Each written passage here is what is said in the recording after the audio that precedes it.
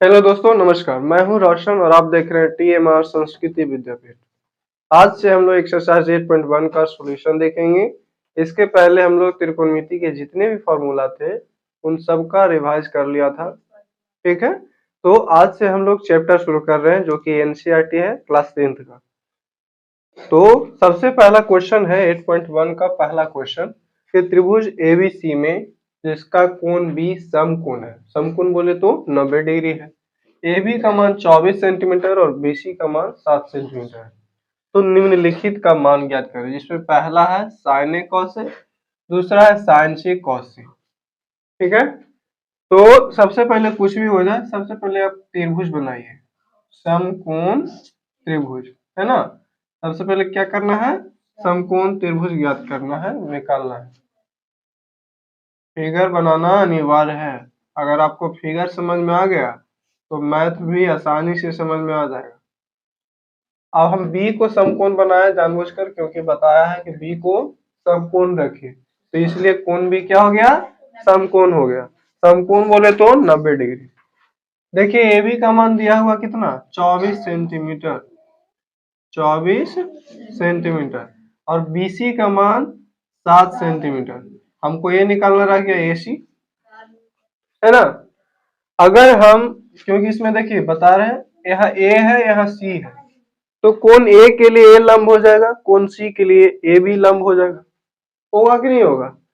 तो फिलहाल मान लेते हैं कि कोई भी, हम मान लेते हैं ये थीटा है ना। तो ये हो गया लंब, ये हो गया आधार और ये हो गया कर्व। तो क्या है होगा, पहले लिखेंगे दिया हुआ है, क्या है, दिया गया है। क्या दिया गया होगा, त्रिभुज एबीसी में कोण भी क्या है, 90 डिग्री है। कोण भी क्या है, 90 डिग्री। और ए बी का मान दिया हुआ है 24 सेंटीमीटर, बीसी का मान दिया हुआ है 7 सेंटीमीटर। तो हमको एसी को क्या करना है, फाइंड करना है, ज्ञात करना है। आ रही समझ में सबको। तो एसी क्या है, हमारा कर्ण है। तो पाइथागोरस के प्रमेय से हम लोग जानते हैं, क्या जानते हैं बाबू, पाइथागोरस का प्रमेय से क्या जानते हैं, कर्ण का वर्ग, कर्ण का वर्ग अन्य दो भुजाओं के वर्गों के योग के बराबर होता है। मतलब क्या हुआ, कर्ण का वर्ग बराबर होता है लंब का स्क्वायर प्लस आधार का स्क्वायर। अब हमारा कर्ण कौन है, एसी, है ना। सब समकोण त्रिभुज में क्या होता है, सबसे बड़ी भुजा को भी कर्ण बोलते हैं, 90 डिग्री के सामने वाले को कर्ण बोलते हैं। सिखाए कि नहीं सिखाए। तो बस कर्ण क्या हो गया, एसी। अब इसका स्क्वायर है तो एसी का स्क्वायर हो गया। उसके बाद लंब, लंब हम अभी इसको फिलहाल इसको मान लिए हैं ए बी को, तो हो गया ए बी का स्क्वायर प्लस आधार किसको माने, बीसी को, तो बीसी का स्क्वायर। अब बताइए एसी का मान तो नहीं दिया हुआ है, तो जो है जो ही रख देंगे, क्योंकि इसी को पहले निकालना होगा। उसके बाद ए बी का मान कितना है, 24 सेंटीमीटर, तो 24 का स्क्वायर हो जाएगा प्लस बीसी का मान 7, तो 7 का स्क्वायर हो जाएगा, होगा ना।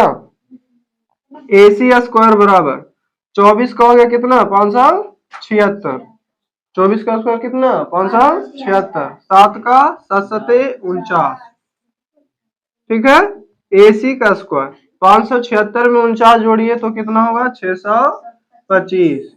कितना हो जाएगा, 625। हमको एसी केवल निकालना है ना, तो स्क्वायर को हटाएंगे तो क्या आ जाएगा, रूट में, तो अंडर रूट 625 हो गया ये।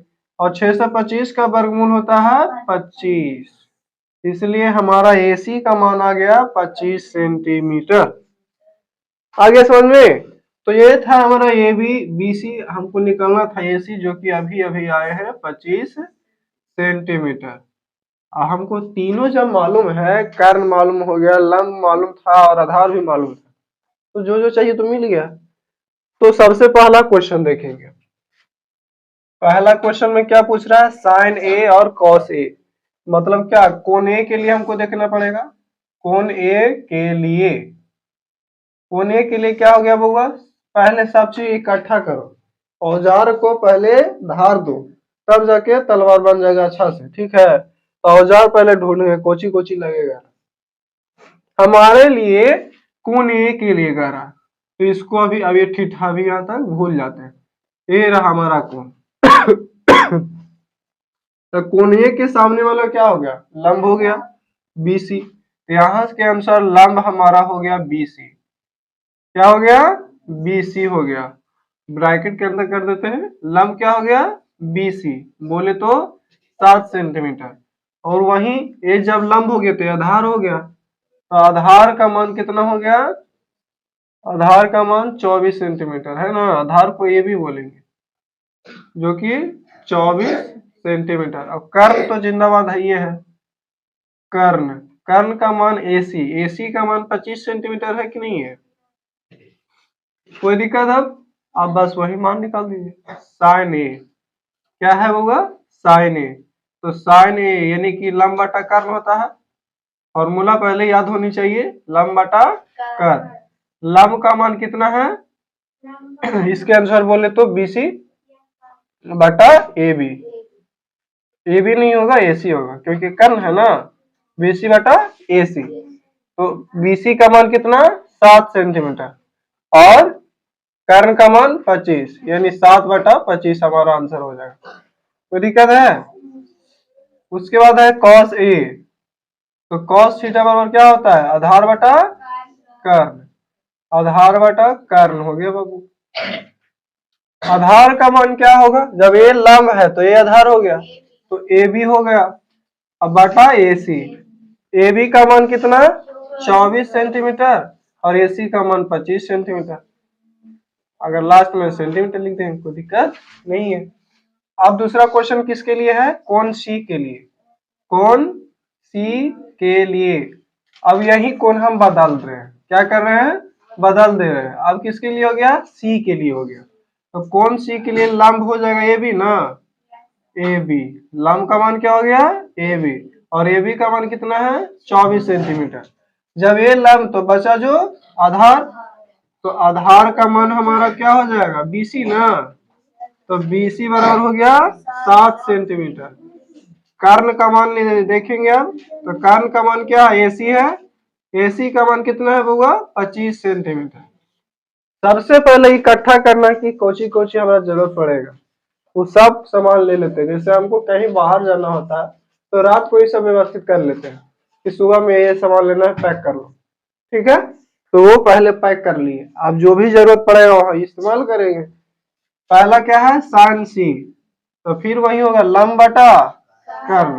साइन थीटा वो होता है लंब बटा कर्ण। याद करने के लिए तरीका भी बताते हैं कि साइन में लंब होगा, कॉस में आधार होगा, tan में दोनों को उठा के चिपका दो, लंब बटा आधार। और बाकी जो बच गया था नीचे तो कर्ण कर्ण जोड़ देते थे। तो साइन C बराबर लंब बटा कर्ण। लंब का मान क्या हो गया AB ना बउआ, AB बटा AC। AB का मान 24 सेंटीमीटर और AC का मान 25 सेंटीमीटर। बोले तो 24 बटा 25 सेंटीमीटर हो सकता है, हो सकता है, आ गया है ना। cos C, cos थीटा होता है आधार बटा कर्ण। आधार बटा कर्ण होता है कि नहीं होता, तो आधार का मान कितना है BC।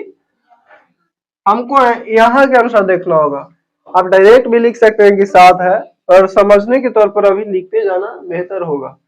तो क्या हो गया वो, आधार का मान BC, BC का मान कर्ण का मान AC, तो BC का मान 7 सेंटीमीटर और AC का मान 25 सेंटीमीटर। तो बोले तो 7 बटा 25 हो गया ना, सबका निकल गया, सब डिफाइन हो गया। तो ये था हमारा क्वेश्चन नंबर 1 जो कि सॉल्यूशन हो चुका है। आप इसी तरीके से रेगुलर देखते रहें और सीखते रहें, क्योंकि इसके बाद ही आपको क्वेश्चन नंबर 2 नजर आएगा। तो देखते रहें, सीखते रहें और दोस्तों के साथ शेयर करें, सब्सक्राइब करना ना भूलेंगे। मिलेंगे अगले वीडियो में, तब तक के लिए जय हिंद।